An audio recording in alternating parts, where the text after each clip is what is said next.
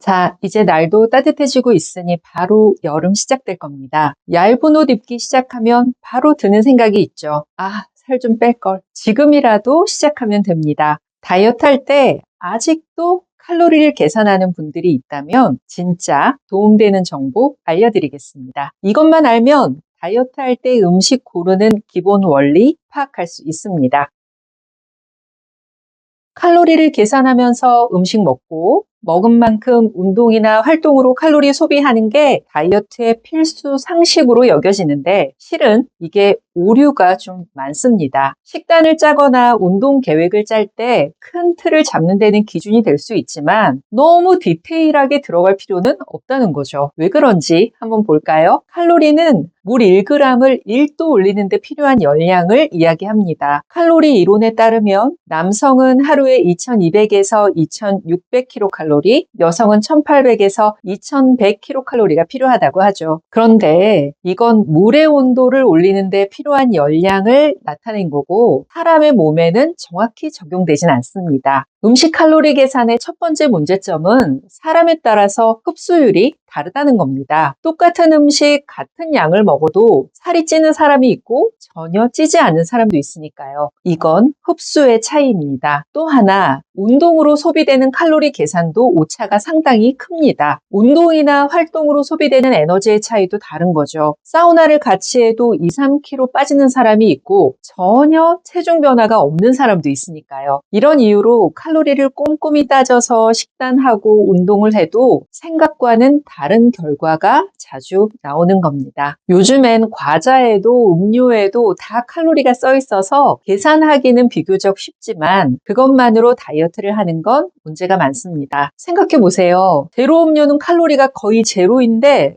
의외로 이게 살찌게 하거든요. 그렇다면 칼로리 전혀 신경 쓸 필요 없네. 치킨도 맛있게 먹으면 0칼로리. 이건 또 아니겠죠. 칼로리의 아쉬운 점을 보완해주는 다른 기준이 또 있습니다. 그게 바로 당지수입니다. 글리세믹 인덱스라고 하는 혈당 지수는 음식을 먹었을 때 혈당이 얼마나 빨리 올라가는지 그 속도를 나타내는 수치입니다. 0에서 100까지인데 지수가 100인 포도당을 기준으로 하고 있습니다. 당지수가 높다는 건 음식을 먹었을 때 소화가 빨리 돼서 혈당이 올라가는 속도가 높다는 걸 의미합니다. GI 지수는 크게 세 가지로 분류가 되는데요. 55 이하면 혈당을 천천히 올리는 당지수가 낮은 음식입니다. 섬유질이 풍부하고 가공이 덜 된 통곡물, 과일, 채소, 콩류 등이 여기에 들어가죠. 당지수가 56에서 69 범위에 들어가면 혈당을 중간 정도 올리는 것들인데 귀리, 바나나, 고구마 등이 대표적이죠. 당지수가 70 이상이면 혈당을 빠르게 올리는 식품으로 분류돼서 빵, 설탕음료, 감자튀김처럼 설탕이 많이 들어가거나 가공된 식품들이 여기에 해당합니다. 아까 제로음료 잠깐 얘기했는데 제로음료 칼로리는 0에 가깝지만 그 안에 들어있는 인공감미료, 아세설팜 칼륨이나 스쿠랄로스 같은 것들이 혈당을 빠르게 올리기 때문에 다이어트에는 오히려 좋지 않습니다. 그렇다면 여기서 잠깐 혈당이 높으면 왜 살이 찌는 걸까요? 혈당이 높다는 건 몸속에 에너지로 쓰이는 돈이 많이 남아 돌아간다는 얘기고 그걸 한 번에 쓰는 데는 한계가 있으니까 당연히 어딘가 모아두게 되겠죠. 그게 바로 체지방입니다.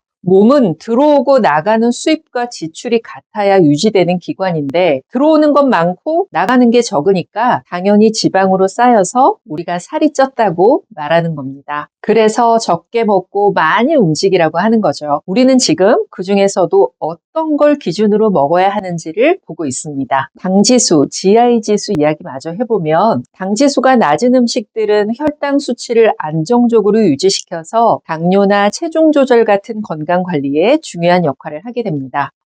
그럼 이제 칼로리에다가 GI 지수를 보고 음식을 먹으면 다이어트나 혈당 관리에 좋겠구나 싶은데 여기에 한 가지가 더 추가됩니다. 당지수가 혈당을 올리는 속도를 보는 거잖아요. 혈당을 올리는 건 탄수화물이니까 그 음식 속에 탄수화물이 얼마나 들어있느냐에 따라서 올라가는 숫자가 또 달라집니다. 식품 속에 들어있는 탄수화물의 양까지 고려해서 혈당을 파악하는 게 GL 지수, 당 부하 지수입니다. 식품의 당지수에다가 1회 섭취량에 들어있는 탄수화물 양을 곱해서 100으로 나눈 건데 당 부하 지수가 높다는 건 혈당이 많이 올라간다는 걸 의미하죠. 예를 들어 수박은 당지수가 72로 굉장히 높은 편인데 수박에 수분이 많잖아요. 수박 100g에는 탄수화물 함량이 아주 적기 때문에 실제 당 부하 지수는 4로 아주 낮은 편입니다. 결국 수박은 혈당 관리에 도움이 되는 음식인 거죠. 하지만 수박을 많이 먹게 되면 이야기는 또 달라집니다. 수박 속에 있는 탄수화물을 그만큼 많이 먹은 거니까요. GL 지수 역시 3가지 정도로 구분하고 있습니다.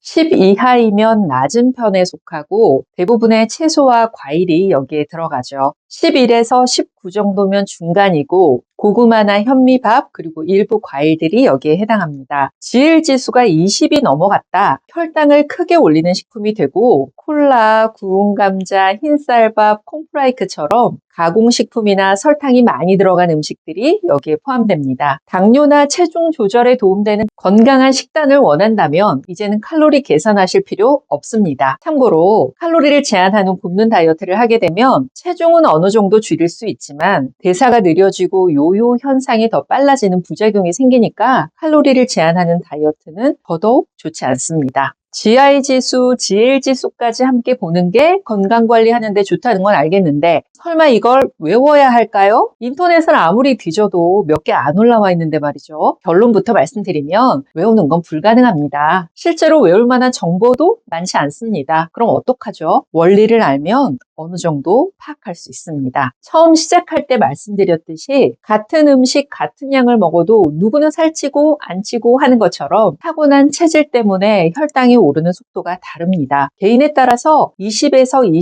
25%까지 차이가 있다고도 말합니다. 특별히 당 조절이 필요하다면 본인을 특히 살찌게 하는 음식들을 알아두는 게 좋습니다. GI 지수에서 보셨듯이 음식을 가공하게 되면 당지수가 올라갑니다. 예를 들어 현미보다는 흰쌀밥이, 흰쌀밥보다는 떡이 혈당지수를 더 올리는 거죠. 맛있다는 건 달달한 무언가가 더 들어갔다는 말이니까요. 방금 했던 말과 결이 비슷한데요. 입에 맛있는데 혈당에 좋은 음식은 거의 없습니다. 고구마로 예를 들면 찌게 되면 GI 지수가 70인데 구워서 단맛이 올라가면 GI 지수는 90까지 넘어갑니다. 과일도 생과일보다는 말린 과일의 GI 지수가 훨씬 올라가니까 맛있으면 혈당이 안 좋다 생각하시면 됩니다. 빨리 먹으면 많이 먹게 됩니다. 게다가 많이 먹으면 섭취하는 포도당이 더 늘어나니까 혈당을 높이게 되죠. 수박의 혈당 부하 지수는 4로 굉장히 낮지만 수박을 많이 먹게 되면 필연적으로 당이 올라갑니다. 마지막으로 GI 지수, GL 지수가 낮다고 모두 건강한 음식은 아닙니다. 예를 들어 초콜릿은 당지수가 낮지만 포화지방이나 트랜스지방이 많기 때문에 건강에 좋지 않으니까요. 흰밥보다는 잡곡밥, 흰빵보다는 통밀빵, 식이섬유 함량이 높은 음식이 좋습니다. 주스보다는 생과일이나 생채소 형태가 더 도움이 되겠죠. 한 가지 식품만 먹는 것보다는 골고루 먹는 게 좋고요. 결정적으로 네 맛도 내 맛도 아닌 심심한 맛의 음식을 적당한 양 천천히 먹는 게 혈당을 낮추고 체중 감량에 성공하는